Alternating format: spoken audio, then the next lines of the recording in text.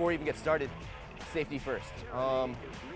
Kettlebells, exercise, life in general, common sense is going to keep us safe. That means watch your environment, make sure there's no kids, dogs running around, no slippery floors, anything of that sort. Secondly, I'm not going to fight with the bell. One of the reasons I love training outdoors, you can kind of bail out gracefully, a little more gracefully outdoors as opposed to indoors. But basically, I'd rather ruin the floor than ruin my shoulder. So be cognizant of where the bell is and don't fight with it. Thirdly, footwear is a very important thing. We either want to have flat soles or bare feet for the most part. One of the biggest mistakes I think I see in gyms is people have these crazy, super springy, shock absorber shoes that they try to use for weight training. Maybe they're good for running, and I don't think they're that great for running either, but certainly not the best for weight training. Okay, what we'll do here is just clean, standard military press. Okay, so it's a nice strict press. Again, pushing off the body. Okay, and right up and down. So if you note too, when I press the weight up, I have the weight sitting over my hips. Okay, this will give you a nice flexible strength. The heavier the weight is, the more I have to counterbalance. So I'm not going to lose flexibility as I increase my strength, as is common with a lot of bodybuilding routines. Pressing up. Obviously, you can do anything as much as you like, but recommended for the most part at most 5 reps. If anything, break it into sets. Just come in here, leaning the chest forward, let the weight sit over the hips, pull it down back into that rack position. Okay. Okay. The snatch is also, kind of think of it as an overhead clean or an overhead swing. Basically using the hips again, just like the swing, arms relaxed, passive guide, okay? And now I'm gonna get the weight all the way overhead into this lockout. So keeping the bell closed, exhale, follow down. Just nice and smooth up there, okay? Corkscrew down.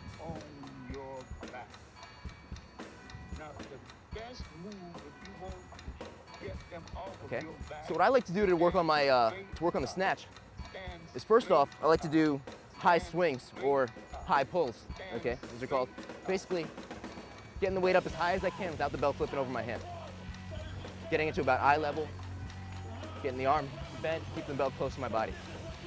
Okay, once you're comfortable with that, push up right through the hole. Here's another classic good one, just front squat. So what we're gonna do, same thing, we're gonna do a double clean now, okay? So you can either do it from here or outside the legs, okay? Hips again.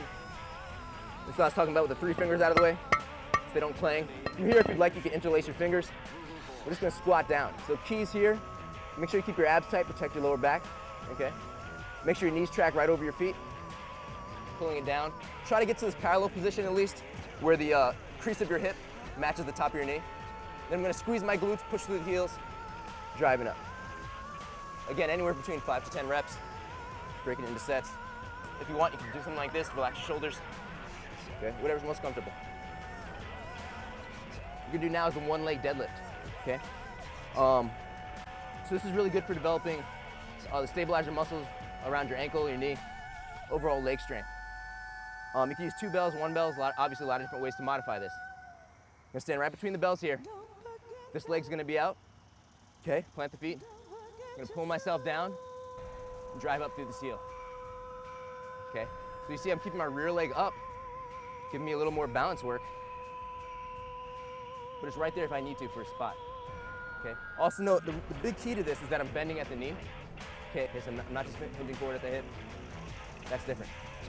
Bending at the knee, drive up, down, smooth, abs tight, drive up.